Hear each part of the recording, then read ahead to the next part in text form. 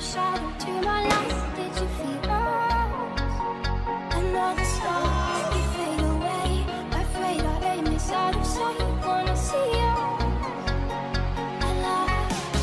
Where are you now? Where are you now? Where are you now? Was it all in a fantasy? Where are you now? Were you only imaginary?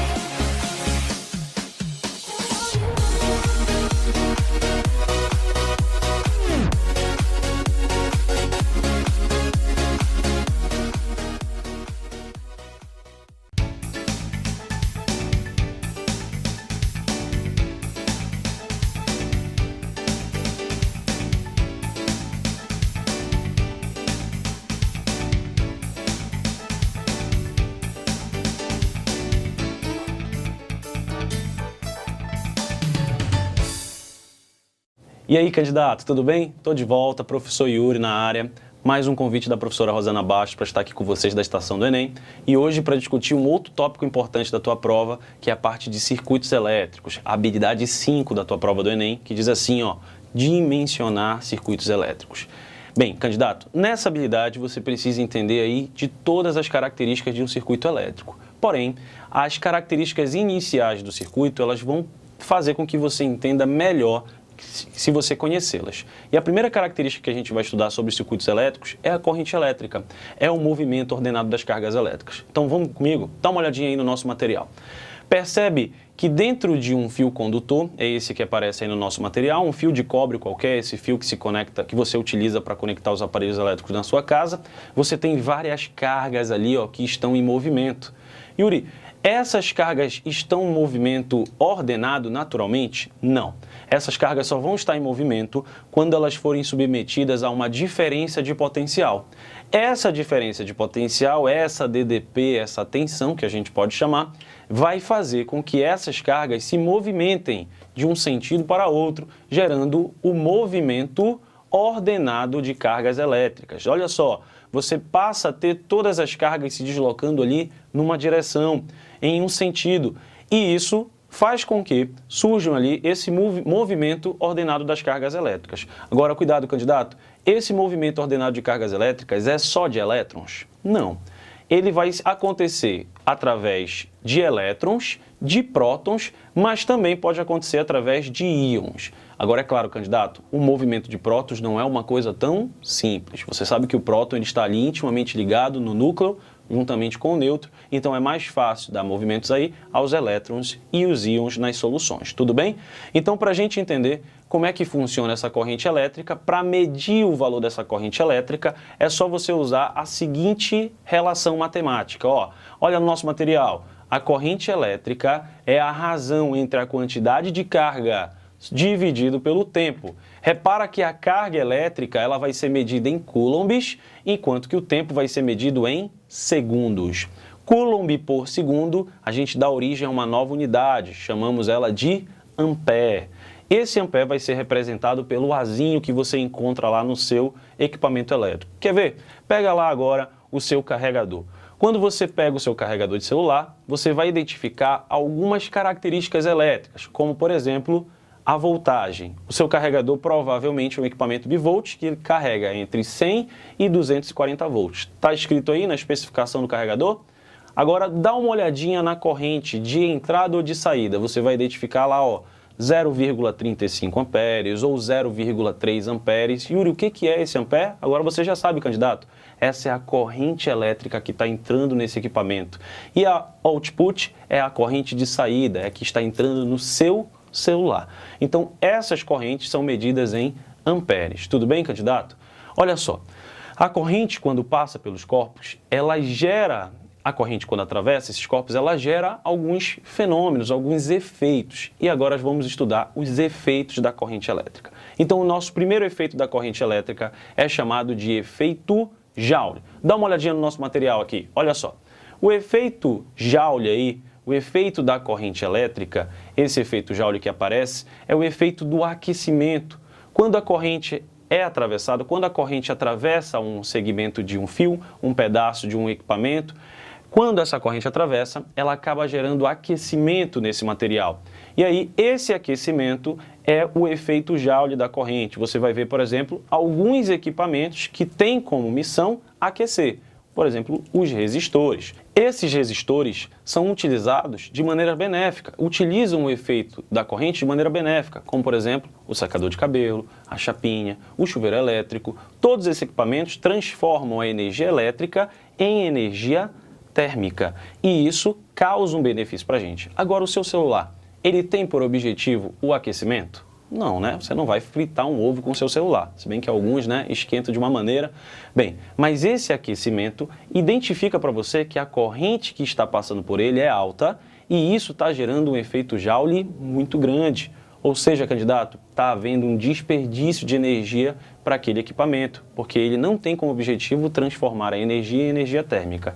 Tudo bem? Então o efeito Joule é esse efeito do aquecimento dos fios. Agora fica de olho no outro efeito muito importante que você já deve ter sentido aí no seu dia a dia, que é o efeito fisiológico da corrente. Olha para o nosso material.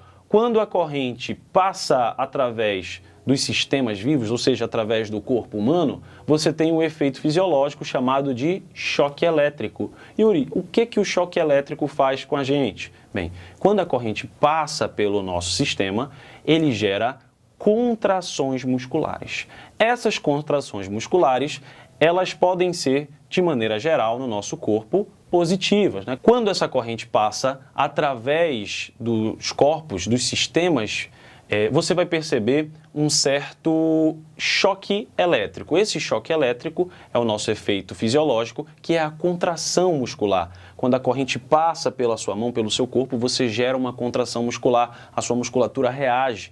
E aí, após a passagem dessa descarga, você tem um relaxamento muscular. Então, todo o nosso corpo funciona através de contração e relaxamento. Todos os nossos músculos funcionam através de contração e relaxamento. O nosso coração, por exemplo, o músculo do coração, o miocárdio, ele vai funcionar através da sístole e diástole.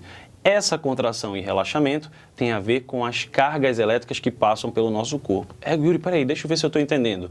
O nosso corpo, ele permite a passagem da corrente elétrica? Sim, mas claro, são correntes elétricas bem fraquinhas, tudo bem? São correntes elétricas que vão servir apenas para o funcionamento do nosso corpo. Mas algumas vezes, quando você acaba pegando em um circuito desencapado, em um fio desencapado, você toma uma corrente externa. Essa corrente externa muitas vezes é alta e acaba causando um descontrole muscular. Quando você pega em um fio desencapado e toma aquela descarga elétrica, você não é capaz de controlar a sua musculatura. Isso faz com que você sinta ali algumas dores, inclusive de acordo com o tempo que essa corrente passa por você, você pode ter vários malefícios, inclusive vir até a óbito, né? Tem uma parada cardiorrespiratória. Então, muito cuidado com os fios desencapados, tá ok? Muito cuidado com qualquer tipo de circuito, sempre trabalhar com segurança. Tudo bem, candidato? E o nosso terceiro efeito da corrente, muito importante também, está aqui no nosso material, é o efeito magnético. Quando a corrente passa, além de aquecer, além de gerar o choque elétrico, ela também gera um campo magnético chamado efeito Ørsted, ou efeito magnético. Esse efeito magnético é que a gente vai estudar mais futuramente quando a gente trabalha com o eletromagnetismo. Tudo bem, candidato? Então agora vamos falar um pouquinho sobre a potência elétrica. Yuri, o que é a potência? Bem, a potência é a quantidade de energia consumida ou liberada, é a rapidez com que essa energia é consumida e liberada. Quando você pega, por exemplo, para fazer um bolo, vamos supor que eu faço um bolo na minha casa, esse bolo leva exatamente 30 minutos e na sua casa ele leva 1 hora. Qual dos dois fornos, o meu ou o seu, foi o forno que realizou esse trabalho no menor tempo possível, na maior potência possível? Porque eu realizei a mesma tarefa, nesse caso o meu forno realizou a mesma tarefa no menor tempo possível, então ele liberou mais energia, no menor tempo ele tem a maior potência elétrica. Bem, aí vem a pergunta para você, Yuri, o que gasta mais energia na minha casa? É a lâmpada ou é a chapinha que eu uso? É a lâmpada ou o secador de cabelo que eu uso? Bem, eu sei que na sua cabeça vem muito forte a ideia de que o secador de cabelo e a chapinha gastam muito mais energia que a lâmpada. Isso faz até sentido, mas não é a verdade. Por quê, candidato? Você precisa entender que a energia elétrica consumida não depende apenas da potência do material, e sim também do tempo que ele fica ligado. Por exemplo, acompanhe aqui no meu material, você vai perceber aqui, ó, que a energia que é captada pelos materiais, que é utilizada pelos materiais, ela vai depender do produto entre a potência e o tempo. Olha para o material. O aparelho de maior potência não necessariamente será aquele que consome mais energia. Yuri, por quê? Bem, a energia consumida depende da potência e do tempo de uso. Se você usa lá o seu secador de cabelo, candidato, se você usa lá a sua chapinha por 10 minutos, 5 minutos diário, quando você compara com o uso daquela lâmpada que às vezes fica ligado 12 horas por dia, no final do mês, quem é que vai causar aí provavelmente o maior transtorno financeiro para você? Aquela lâmpada. Ou seja, a potência e o tempo são importantes para calcular a nossa energia elétrica. Muito cuidado. Quando você encontra a potência, geralmente no sistema internacional você vai encontrar ela em watt.